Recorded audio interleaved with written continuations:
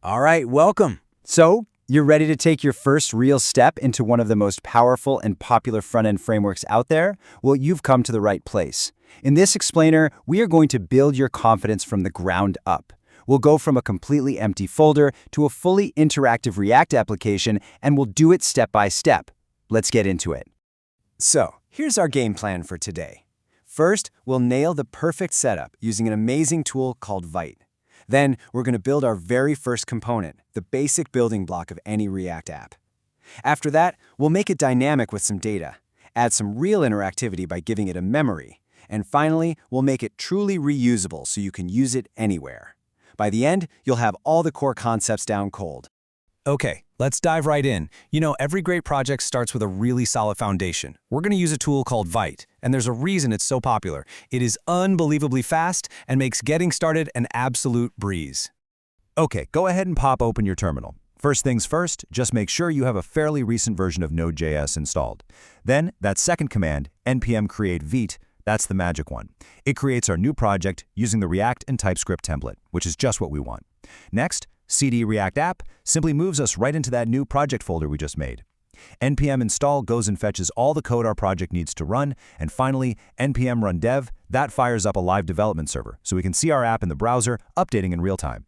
And hey, before we write a single line of code, here's a huge pro tip for you. Go find the prettier extension in VS Code, install it, and then check the Format on Save box in your settings. This is going to automatically clean up your code every single time you save. It builds great habits from day one and saves you so much time. Seriously, trust me on this, your future self will thank you.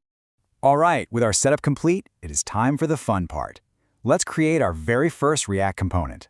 The best way to think about components is like they're reusable building blocks for your user interface. Kind of like Lego bricks that you can snap together to build, well, anything you want.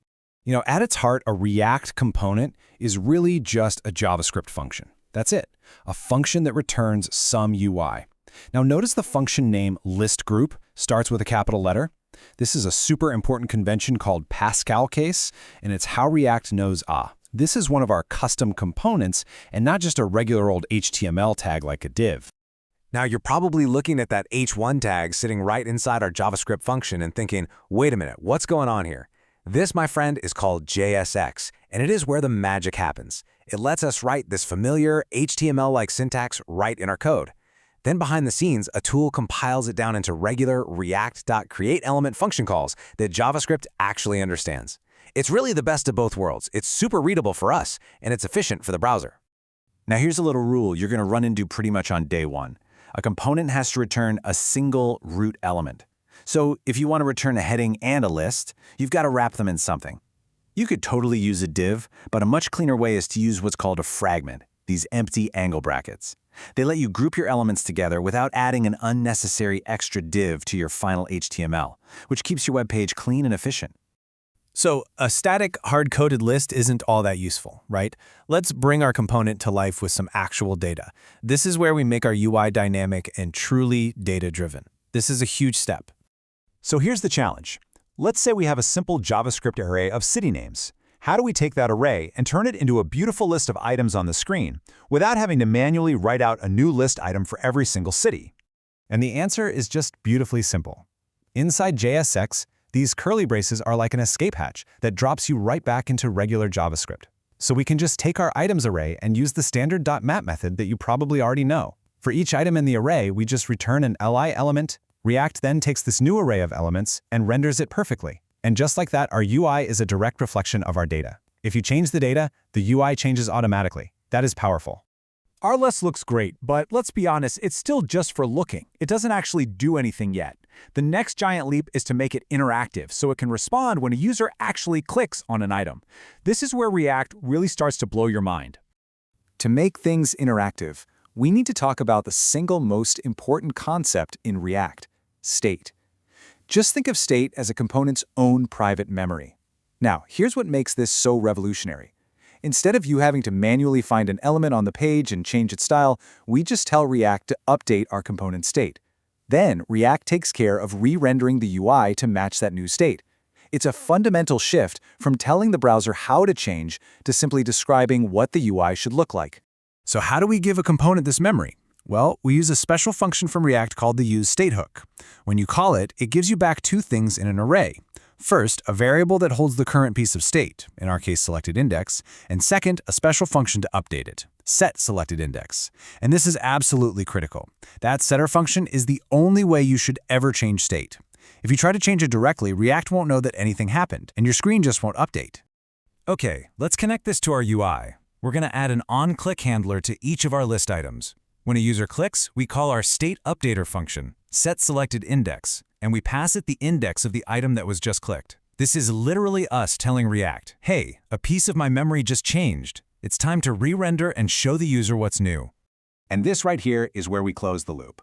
During that re-render, our component's code runs all over again. But this time, we use that selected index from our state to conditionally apply an active CSS class.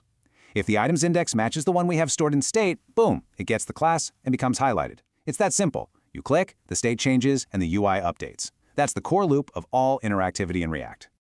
Our list component is working beautifully, but its data is still hard-coded right inside of it. That means it can only ever show our one specific list of cities. To make this a truly powerful and reusable building block, we need to learn about props. So let's make the distinction between props and state super clear. Think of it this way.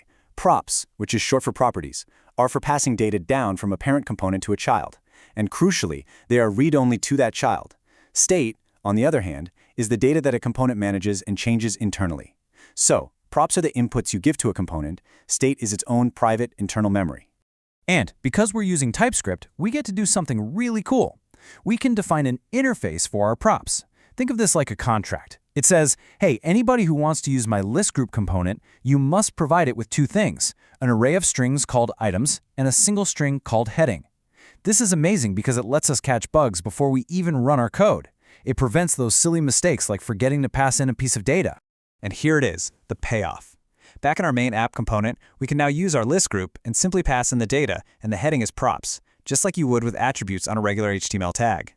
Our list group component is now completely independent from its data. We could use it again right below this one to show a list of countries, just by passing in a different set of props. That is the power of reusability. Okay, this last part is a little more advanced, but it's an incredibly powerful pattern you'll use all the time. Props aren't just for data, you can also pass down functions. This is how a child component communicates back up to its parent. Here, we define a prop called onSelectItem. So now, when an item is clicked inside our list group, it calls this function, which allows it to notify the parent app component that, hey, a selection was just made. And just like that, you've done it. You've gone from an empty folder to a dynamic, interactive React component. We started with a lightning-fast setup using Vite. We built our first component with JSX. We gave it a memory with the UseState hook to make it interactive. And then we made it truly reusable by passing in data with props. And the whole time, TypeScript was watching our back, keeping us safe from errors. We have built an incredibly solid foundation here today. So I want to leave you with this question. Now that you can build an interactive list using these core principles of components, state, and props, what else could you build? Maybe a custom button that tracks how many times it's been clicked? Or a drop-down menu? What about an image carousel? The patterns are exactly the same. You've totally got this. Happy coding!